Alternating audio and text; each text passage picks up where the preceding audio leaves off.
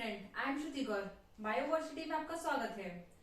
तो आज हम बात करेंगे जो हमारा नेक्स्ट एविडेंस था पैलेंटोलॉजिकल एविडेंस, इसके बारे में हम बात करेंगे। पैलेंटोलॉजिकल एविडेंस, लेकिन उससे पहले हम एक डाउट है जो क्लियर कर देते हैं। एक मिनट। एक डाउट है कि सर्वाइवल ऑफ द फिटेस्ट की थ्योरी क्या है। जो मैंने बताई थी डार्विन की थ्योरी नेचुरल सिलेक्शन, सेम ही है survival of the fittest. Natural selection में क्या था कि मतलब नेचर सिलेक्ट कर रही थी। सिलेक्ट यानी जिनके जीन में चेंज हुआ है, मतलब जिन्होंने अपने आप को इन्वायरमेंट के अकॉर्डिंग चेंज कर लिया है, उसे बोलते हैं नेचुरल सिलेक्शन। ये सर्वाइवल ऑफ द फिटेस्ट। जैसे हम इसे एक एग्जांपल से समझते हैं। जैसे बीटल है, एक ग्रीन बीटल है और एक रेड कलर की बीटल है। बीटल यानी इंसेक्ट, यानी कीड़े मकोड़े, तो इंसेक्ट है। अब जो क्रो है वो इंसेक्ट खाता है, तो उसे क्या लगता है आपको कि उसे कौन सी बीटल सबसे जल्दी नजर आएगी, ग्रीन या रेड? ऑब्वियस सी बात है, जो रेड कलर की है वो उसे दूर से ही दिख जाएगी, क्योंकि रेड कलर बहुत ज्यादा मतलब बोला जाए दूर से दिख जाता है। क्योंकि ग्रीन कलर क्या है, नेचर में मिक्स हो जाएगा। जैसे ग्रीन प्लांट होते हैं, ग्रीन ग्रास होती है, तो उसमें नेचर में मिक्स हो जाएगा। तो क्या हुआ, क्रो उनको जो रेड वाली बीटल है उन्हें खाएगा। ठीक है, और जितने बार भी वो देखेगा तो वो रेड बीटल को ही खाएगा। और जब एक टाइम ऐसा आएगा कि रेड बीटल कोई भी नहीं बची होंगी केवल ग्रीन बीटल। क्यों? क्योंकि उन्होंने अपने आप को इन्वायरमेंट के अकॉर्डिंग चेंज कर लिया था।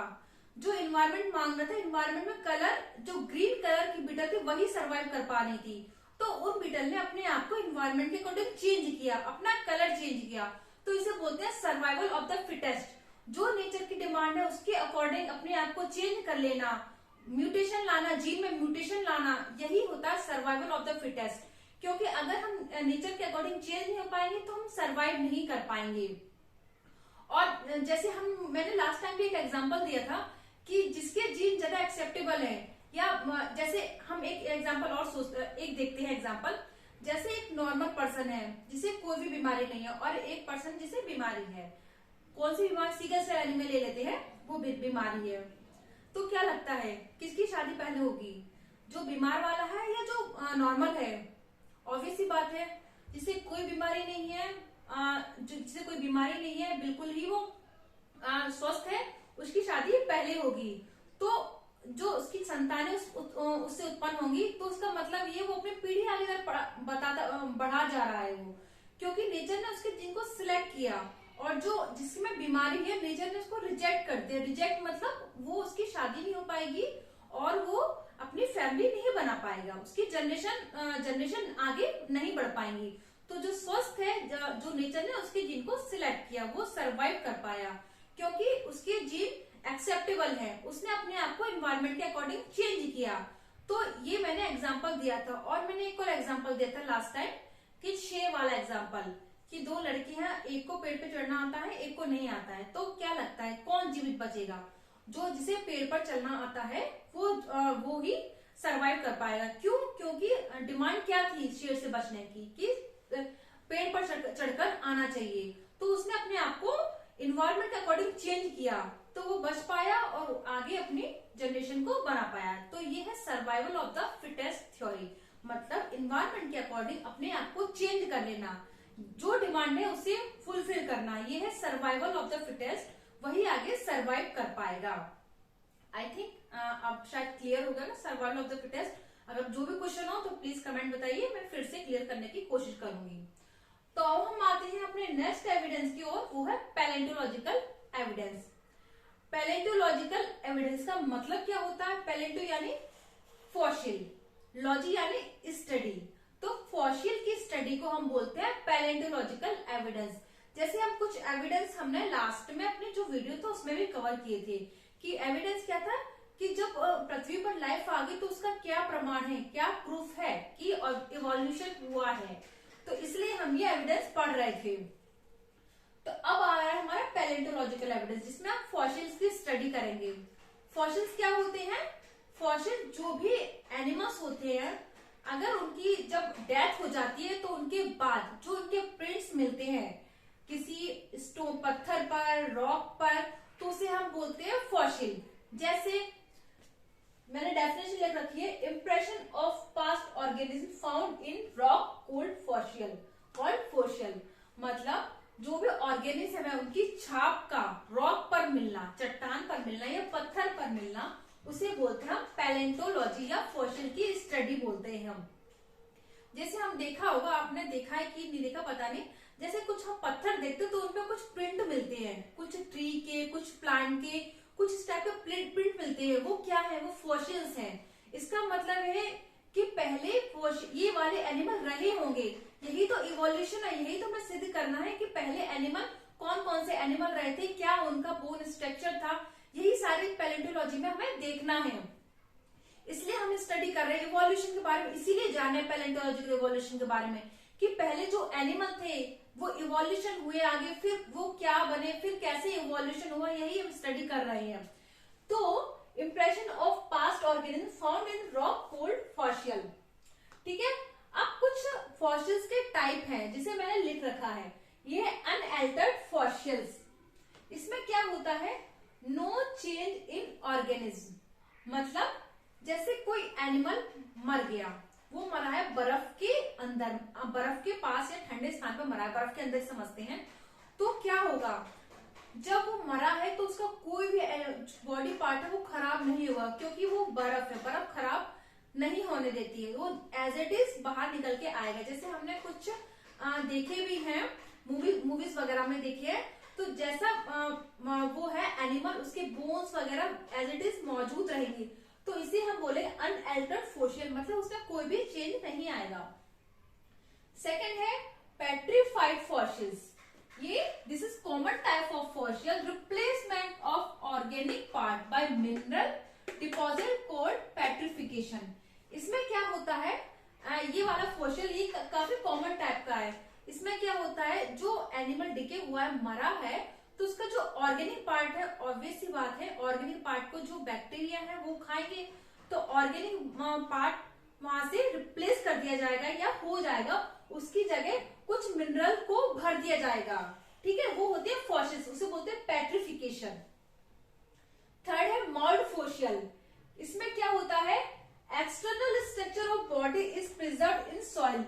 जो मॉल्ड फॉसिल होता है उसमें बॉडी का जो बाहरी स्ट्रक्चर होता है, एक्सटर्नल स्ट्रक्चर होता है, वही सॉइल में प्रिजर्व किया जाता है, तो इसे बोलते हैं हम मॉल्ड फॉसिल। फोर्थ है हमारा कास्ट फॉसिल। इसमें क्या है, sometimes minerals field in the mould. इसमें क्या हो, मिनरल्स, जैसे मैंने ये वाला था सेम, इसमें भी जो बॉडी है, माउल्ड बॉडी, उसके अंदर मिनरल्स भर दिया जाता है, इसे बोलते हैं कास्ट फॉसिल।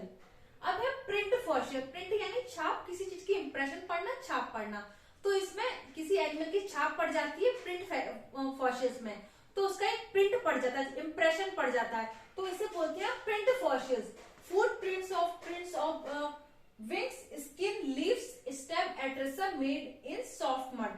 मतलब इसमें क्या क्या होता है, या तो जो एनिमल उसका विंग्स की प्रिंट होगी, या स्किन की, या लीव्स की, या स्टेम की विंग्स इसमें मड में मौजूद होगी। सिक्स है हमारा कॉम्प्रोलाइट्स फॉसिल्स। इसमें क्या, कॉम्प्रोलाइट का मतलब एक्सक्रीटिव मटेरियल। इसमें क्या होता है, जो एनिमल होता है जिसका जो एक्सक्रीटिव पार्ट होता है वो प्रिजर्व हो जाता है, इसे हम बोलते हैं कॉम्प्रोलाइट्स फॉसिल्स। तो ये है हमारा पैलेंटोलॉजिकल फॉसिल्स। जैसे मैंने लास्ट में शायद एम्ब्रियोलॉजिकल के बारे में बताया था कि एम्ब्रियोलॉजिकल एविडेंस क्या था, उसमें क्या होता है कि जैसे हम, आपने शायद अपनी लैब वगैरह में देखा होगा कि जब हम स्टार्टिंग से जितने भी एनिमल के एम्ब्रियो देखते हैं तो इनिशियल स्टेज होती है वो सेम होते हैं, लेकिन जब बढ़ता जाता है टाइम तो आखिर में वो चेंज होते जाते हैं, लेकिन इनिशियली सारे जो एनिमल है वो चेंज होते हैं, इसे बोलते हैं एम्ब्रियोलॉजिकल एविडेंस। तो ये है हमारा पैलेंटोलॉजिकल एविडेंस, मतलब फॉसिल्स की स्टडी को हम बोलते हैं पैलेंटोलॉजी, जिसमें हमने टाइप्स के बारे में पढ़ा। अब आते हैं कनेक्टिंग लिंक। एक अगला जो एविडेंस है वो है कनेक्ट लिंक। कनेक्ट लिंक क्या मतलब, इसका मतलब कनेक्ट करना दो चीजों को।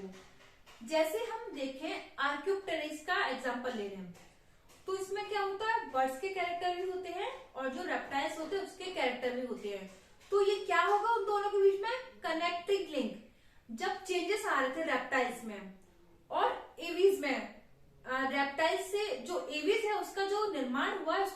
पेरेंट्स हैं, जो उसके पूर्वज है, वो कौन है? रेप्टाइल। मतलब ऐसे हमने जो लास्ट टाइम पे अपने वीडियो में बताया था कि एविस और मैमल्स है, उनके जो पूर्वज हैं वो है रेप्टाइल्स।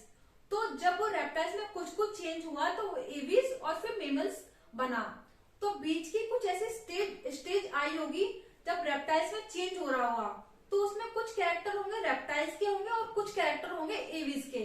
जैसे जो आर्कियोप्टेरिक्स जो एविस होता है, जिसे हम बोलते हैं पक्षी, उसमें क्या होता है, जैसे जो रेप्टाइल्स होता है उसकी पूंछ लंबी होती है, तो जो आर्कियोप्टेरिक्स होता है उसकी पूंछ भी लंबी होती है और उसमें दांत होते हैं, टीथ। जबकि हम देखते हैं कि जो भी एविस होता है, पक्षी होता है, उसमें टीथ मौजूद नहीं होते। तो ये कैरेक्टर होगा रेप्टाइल्स का। और थर्ड हमने देखा कि जो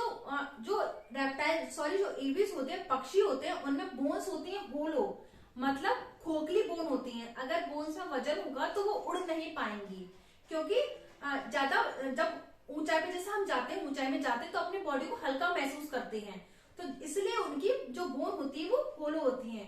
तो ये तो होगा रेप्टाइल के कैरेक्टर्स में, आर्कियोप्टेरिक्स में। अब जो एविस है उसके कैरेक्टर क्या है? जैसे एविस में जो आर्कियोप्टेरिक्स एविस है उसमें जैसे पक्षी में लेते हैं फेदर होते हैं, तो उसमें भी फेदर है आर्कियोप्टेरिक्स में। सेकंड क्या है? उसमें चोंच होती है जैसे एविस की, तो उसकी भी चोंच है आर्कियोप्टेरिक्स की। ये तो कुछ कैरेक्टर रेप्टाइल्स के हैं उसमें और कुछ एविस के हैं, तो ये दोनों के बीच में कनेक्टिंग लिंक है। तो ये हो गया आपका एक evidence, connecting link of evidence. तो हमने एविडेंस कौन कौन से पढ़ चुके हैं अभी तक? लास्ट टाइम हमने पढ़ा था होमोलोगस एंड एनालोगस पढ़ा था हमने। फिर हमने पढ़ लिया पैलेंटोलॉजिकल एविडेंस, हमने पढ़ लिया एम्ब्रियोलॉजी, किस इनिशियल स्टेज में जितने भी एम्ब्रियो होते हैं वो सारे एक जैसे दिखते हैं, लेकिन जब टाइम बढ़ता जाता है तो उनके जो शेप साइज होता है चेंज होता जाता है। इसका मतलब ये है कि उनमें इवोल्यूशन हो रहा है, तभी तो चेंजेस आ रहे हैं जब इवोल्यूशन हो रहा है। और अगला है हमारा कनेक्टिंग लिंक, जिसमें हमने देखा कि दो जो ग्रुप के एनिमल हैं उनके कैरेक्टर दोनों ग्रुप से मैच करते हैं। जो हमने देखा आर्कियोप्टेरिक्स, जिसमें रेप्टाइल्स के भी कुछ कैरेक्टर होते हैं और कुछ एविस के भी कैरेक्टर होते हैं। तो शायद ही हमारे सारे एविडेंस कंप्लीट हो चुके हैं। एक बार और मैं देखूंगी, अगर कोई एविडेंस बचेगा तो मैं उसे नेक्स्ट वीडियो में कवर करने की कोशिश करूंगी। तो अगर आपको इस वीडियो में कोई भी डाउट्स है, कोई भी क्वेश्चन है, तो प्लीज कमेंट बॉक्स में कमेंट करके बताइए।